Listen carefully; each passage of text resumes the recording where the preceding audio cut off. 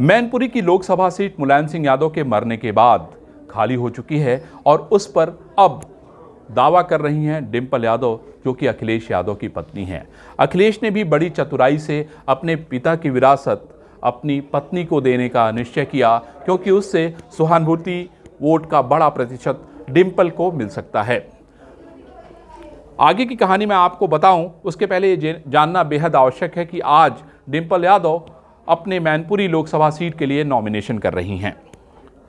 Samajwadi party ने Mainpuri Lok Sabha seat पर होने वाले उपचुनाव में डिंपल यानी मुलायम सिंह की बहू को प्रत्याशी बनाया है। मुलायम सिंह के निधन से यह सीट खाली हुई है। 5 बार मुलायम सिंह यादव यहां से सांसद रहे हैं। 1996 से यह सीट समाजवादी पार्टी के पास ही है, इसलिए ये सीट बेहद प्रतिष्ठा की है। समाजवादी पार्टी के प्रदेश अध्यक्ष नरेश उत्तम पटेल ने गुरुवार को, यानी पिछले जो गुरुवार था, उसमें डिंपल यादव को प्रत्याशी बनाए जाने की घोषणा की।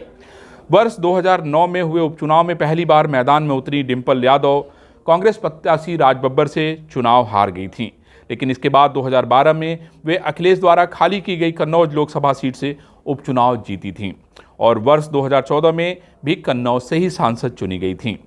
लेकिन 2019 में वे भारतीय जनता पार्टी के प्रत्याशी सुब्रत पाठक से चुनाव हार गई थी और उसके बाद अखिलेश यादव ने कहा था कि अब डिंपल यादव राजनीति नहीं करेंगी।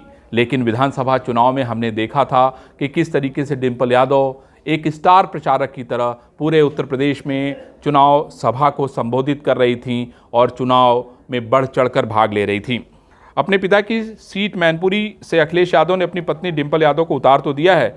इस तरह उन्होंने पिता की विरासत और सियासत दोनों पर एकाधिकार करने का संदेश दिया है। भाजपा मैनपुरी को जीतने के लिए जिस शिद्दत से लगी है, उसके चलते डिंपल के लिए चुनाव कतई सिंपल नहीं दिखता। मैनपुरी में आज तक न जीतने वाली भाजपा क्या वह रिकॉर्ड तोड़ पाएगी? क्योंकि अगर हम यादव और मुसलमान का आंकड़ा देखें तो इनका जो वोट का प्रतिशत है वो लगभग 7 से 8 लाख के आसपास पड़ता है।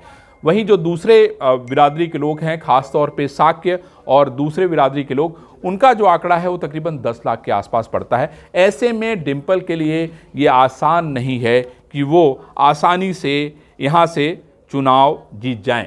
लेकिन एक और महत्वपूर्ण बात मैं आपको बता दूं कि शिवपाल यादव का इस पूरे इलाके में बहुत प्रभाव है और जिस तरीके से शिवपाल यादव और अखिलेश यादव में लगातार एक दूसरे को लेके बयानबाजी चल रही है और कौन सत्ता हासिल करेगा, यानी मुलायम सिंह की असली विरासत का वारिस कौन होगा, उसको लेके जो लड़ाई चल रही है। क्योंकि शिवपाल यादव ने कहा है कि असली समाजवादी पार्टी हम ही हैं।